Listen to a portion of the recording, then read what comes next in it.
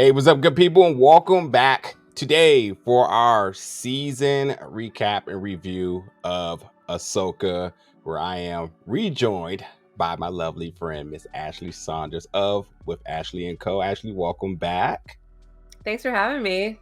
Absolutely. As we promised, we would be back to talk about the next installment in the Star Wars Disney Plus franchise, with this one being Ahsoka, which by now, hopefully you all have checked this out. And then even if you just need a review or something to kind of get you in the door, we got all things covered for you here. But now that it is completed, all 8 episodes, let's just start off with your review. Did you like it? Did you love it? Did you not like it? Were you underwhelmed? Did it check all the boxes? What is your thoughts now that it's all said and done? I liked it. Again, as a Rebels fan, this was for us.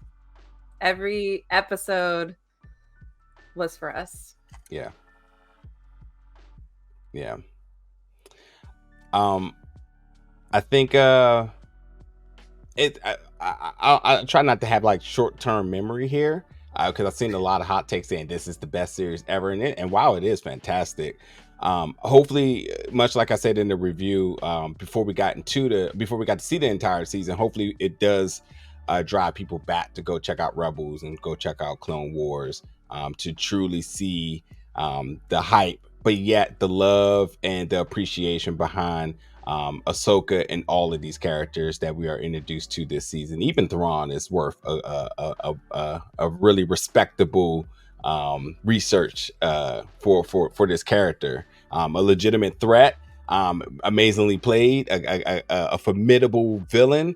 And I think, he should have respect as much as we love Ahsoka and just on down the board here. But I did like it. I think that Dave just continues to outdo himself. He never ever disappoints, and I can't wait to see what he pulls next, because I got some thoughts, maybe some wishes, but nonetheless, this was definitely a check in the win column here. Ahsoka was fantastic. I'm not going to sit here and say it was my favorite. I'm not going to sit here and rank them, because I think each one of these series within the Disney Plus sort of realm of Star Wars content have all served a good purpose. I mean, just a couple of weeks ago, it seems like we were praising Andor being the best one, and Andor was fantastic. And then, the moment you throw characters, first of all, for some folks, the moment you throw lightsabers around, people get very excited. Obviously, you bring it back some big names and then very likable characters, and you start to forget that, like, at the end of the day, with Star Wars, it's truly about like the writing and the story. And I think like every single series, it served a different purpose, and all of them have been watchable for sure, and good. I don't think there's been one where I'm just like, no. But this one definitely was in the win column. So again, a good streak for the Star Wars fans and anybody that's just looking for good content. To kind of go about the 8 episodes here now, was there any particular episode that just really stood out for you? One that you just overly love? One that you think has a lot of rewatchability? Thoughts on that? I think visually, the episode where she was when she went into the world between worlds, that one, I think like every shot I took for my post, it was like I could have framed it. The lighting and the way Dave would have it flash between Vader and Anakin, and the music shifts that were super subtle at certain points. It just, my God, I was so excited about that one. The Clone Wars in live action. And Ariana did a great job as young Ahsoka. That girl's in everything. I'm jealous. She's in Marvel, Barbie, Star Wars, Disney. Yeah. So she's living the dream. Truly. Absolutely, truly there. I will say this, and I think it's a no-brainer, that episode 5, obviously directed by Dave himself, was a big deal, and not just because of just the return of Hayden Christensen and just everything that happened between Ahsoka and Anakin. But they presented it like a big deal. I mean, this episode got a theatrical quick run. So, like, I think they even knew, like, beyond just the fandom here, that they actually put together the most solid of all the episodes here. And I think that while I did appreciate this to me was the epitome of the live action Rebels and even Clone Wars. But like, I still just pinch myself. Really can't really fathom the fact that we actually got this. I think there was once upon a time where there was no chance, and I think we come from the era of things we love, getting wiped off the board onto the next thing. So to kind of see this, it was just definitely like a very I'm happy to be alive, and what a spectacle it was to see this. And good old Hayden, man. I, I don't think he's ever thought that he was above Star Wars or the franchise. But honestly, him coming back is a huge deal, and him coming back and really like capturing that same energy years later, it should be noted. I think we understand he's a good actor, but like, you didn't feel a discrepancy even with the passing of time and Rosario and Hayden across from each other. I mean, that right there sells tickets, no matter whatever it's about. But what just with a moment here, I definitely geeked out, fanned out, and everybody online did. So it just was it was a special moment, and it's definitely something that fans will go back to watch for years to come. I will also say it's not my favorite Star Wars scenes of all time, though, because I've definitely heard that take. But um, No. but I guess, was there anything about the series that you didn't like? Was there things that you wish more for? Was there things that you felt like there were continuity issues? Anything that really jumped out to you that you had any reservations with? I don't think so. I was hoping that we would get Zeb in here too. Like at the very end when Ezra flew and met up with Hera and she was there, I was looking. I was like, Zeb's here, right? But he wasn't. So I was bummed about that. But I want their reunion longer than that 2.5 seconds that they gave Ezra and Yeah. Hera. So I guess I'll wait till season 2. Yeah. But no, I thought Dave is great with continuity as far as his own stuff goes, and Mm. there wasn't anything I was salty about. And Sabine and Hera grew on me because at the beginning, like they were fine, but they hadn't fallen into that rhythm yet that matched that same energy that we got from those characters in it Yeah. in Rebels. So, but I think they landed there by the end. And Ezra, I loved. He was perfect. I Uh oh. What are you sighing? Because like, no, this is good. I in the journey of Ahsoka, obviously, and name slipping out of my head, but in the journey of looking for Ezra, I didn't think the payoff was going to resonate in the way it did. I don't know why, but the moment that we got our first reveal of Ezra, who's played by who I'm not familiar with, but Eman Efandi, I think that Esafandi, I believe that's how you say his name. Um, Truly the embodiment of this character that we love. Truly makes all of the let's just say the first 6 episodes, all of the motivation behind everybody to, risking everything, the threat of going after your friend, but potentially releasing another threat, which is, balance, Star Wars, right? It made all of the motivation worth it. And with Sabine, pulling that almost a sacrificial move, a gambling tactic in order to get there. And obviously Ahsoka sort of just trailing behind to get there, and trusting the space whales to get there. And then the moment we get the reveal, the moment we get the reunion, the team up shots that we got, it just all worked. I fanboyed for Ezra for 2.5 episodes. thoroughly, because even the moment where you're just like, oh, he's going to get his lightsaber back. He's like, no, that's yours. You can have it. I was like, Dad. But then the fact that he fought without it, and you was just like, oh, he ain't no slouch. He's been, he's still been getting it in, and even to the point where on episode 8, when him and Ahsoka are next to each other, right? And it's more or less like a, hey, Ezra, back me up. Sabine's not ready, but she already know he is. Like, there was so many little things that I was just like, yeah, I'm gonna need folks that may not have known this character to put some respect on him. And then even when he did create his saber, which obviously the nod to Kanan here. Oh my goodness. I was so emotional with that part. I was like, how am I over here feeling so many things about a freaking piece of metal? And there was a lot about, like, the master and apprentice dynamic, and this was just another nod here. But again, like when he wielded the saber, how he moved and how like finesse he was, I mean, all of it just really worked for me. And I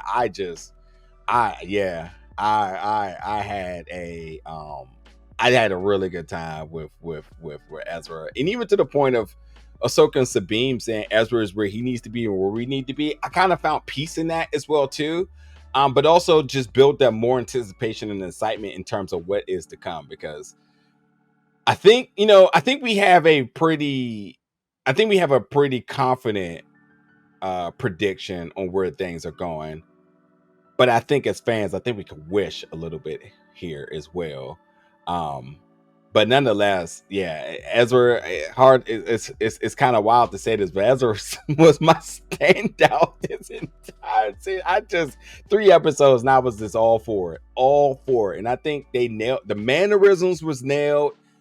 Just the live action composite, all of it was just nailed to the T. That it just brought me back to watching the animation and just saying like, yeah, it's exactly the same. And I agree, Sabine was definitely one that took me a little bit to come around to, and I stayed patient, and I also kind of stayed optimistic in the sense of like, oh, it's no way they can recapture the same emotions and that connection that we've had in terms of watching the Clone Wars. I keep saying Clone Wars Rebels, but somehow, some way, Ezra does it right away. So I'm just like, so there's no excuse here. But nonetheless, it did eventually, like, it eventually turned the page, and then it worked. So honestly, I say all that to say that I thought it was a very, very solid first season. I'm just super excited to see where this goes, like, and what's next. Where's the next appearance for some of these characters? How will they keep us now? This bloodlust we want for these characters. How do they keep us satisfied until we eventually get to some of these tentative projected dates in terms of where we know other projects are coming? But for you, was there any particular standout moments that you just, you're just always going to remember? Anything that jumps out at you there? Like I said, I think the duel between Ahsoka and Anakin / Vader was good. It reminded me of the Clone Wars that we got, where he was having her train basically against Order 66. Just like, you're going to survive because I'm going to throw everything at you. And then Ezra, like, everything, like you said, everything you said, when he hit that smirk in the last episode, when he was fighting, it was like he slid back, he kind of smirked, quirked his head, and then he like went at him. I was like, that's our boy. Right there. He nailed it. Like, I loved all the deep Easter eggs, like the father, the son, the daughter. Which that makes me so sad about, Balin and where that could have gone, and now what are they gonna do? And then obviously my boy Chopper. I think when Paul Carson Teva had to hold him back in the courtroom, I laughed for like a solid 5 minutes, because he was like, what the did you just say? What did you say about droids? I'm gonna take you out in front of all of these people. And I was like, my God, I love Chopper. How did I forget about that?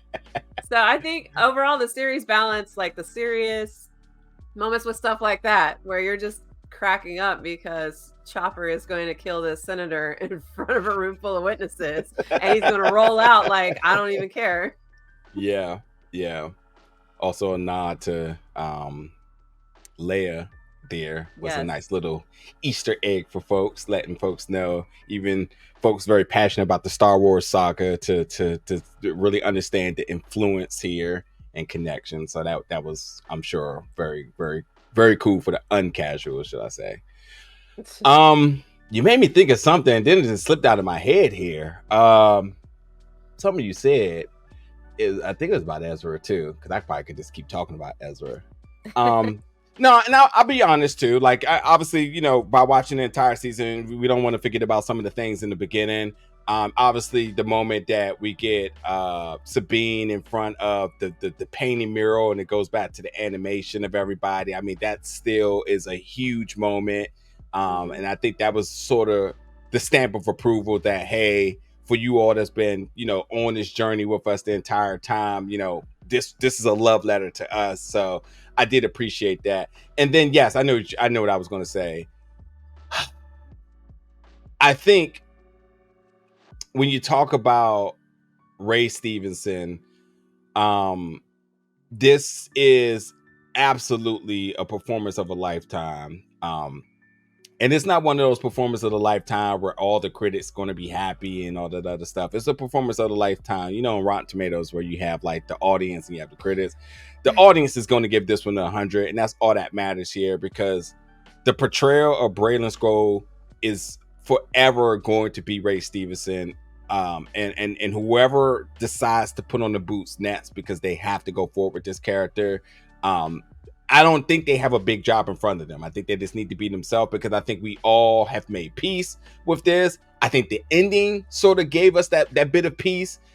Shortly, we want to see what's more with the character, but I think it's a full arc of us really understanding that, this was certainly Ray's last performance. He gave it his all. Tons of fascinating moments. I mean, you talk about the battles he's had, you talk about the script work, some of the messages that were said, which is also kind of chilling at times when you think about things.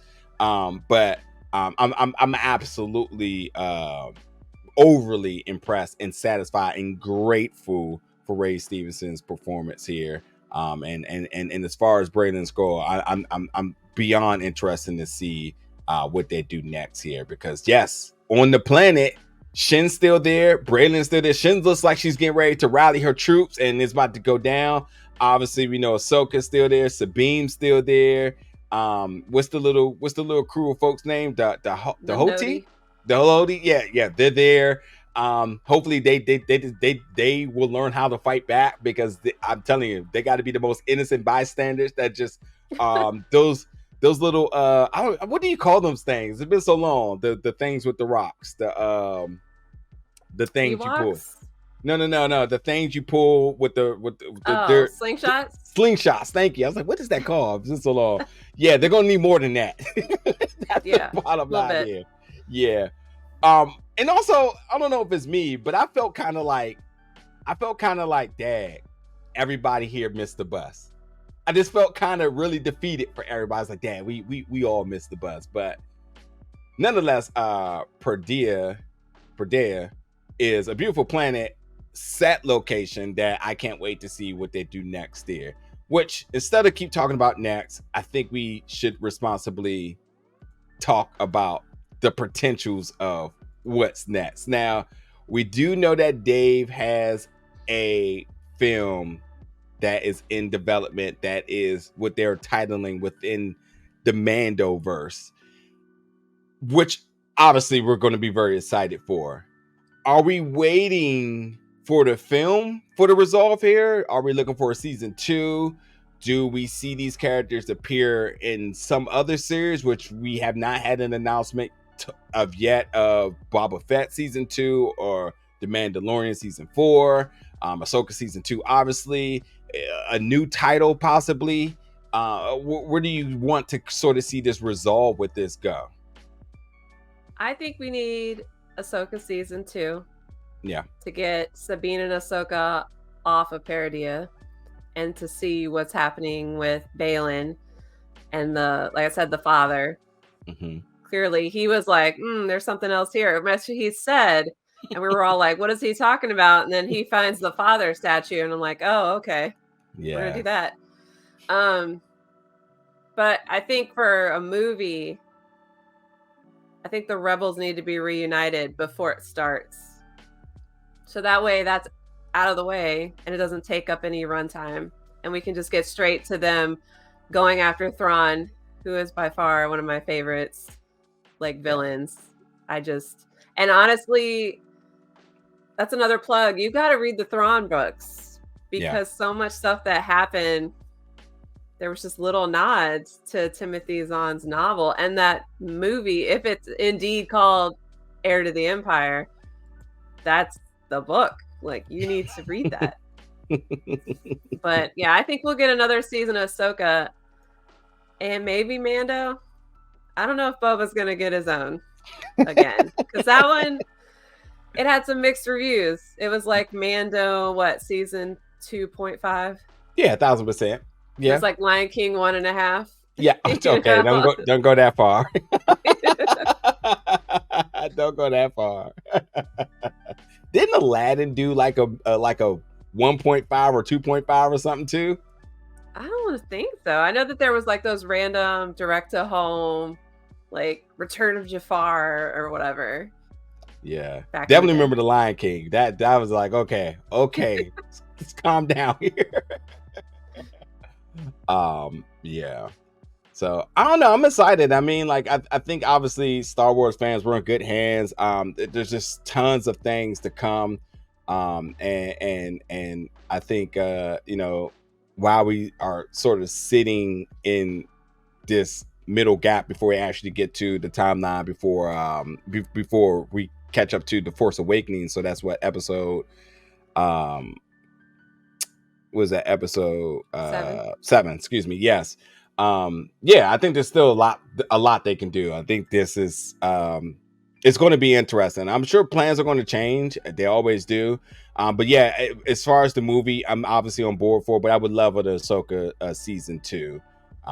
I like the 8 episode format. That's 8 hours. Because there's no way they're going to do an 8-hour movie. So most will get is 3. So like 8 hours of storytelling, which they made every single one of these minutes and moments count. It's easily the decision for me here, easily. So we'll see. And with that season, like you said, I think you're entirely right about what we need to get, and what needs to happen. And obviously, Hera and Ezra, that's a huge little tease reunion, and obviously I need that to be fleshed out for a quick 30 minutes max of just them two, and Chopper as well too, a sassy Chopper. Sassy Chopper. Spirit animal, spirit droid. And Disney, get ready to release an onslaught of lightsabers here, because clearly they're gonna merch. If there's one thing Disney's gonna do, they're gonna merch out and expect that Kanan, that Ezra, and obviously the Ahsoka's already has released. Even one of them breaking, which probably makes Hasbro Pulse very happy now because they can justify selling one saber at the end of this story. Oh my god.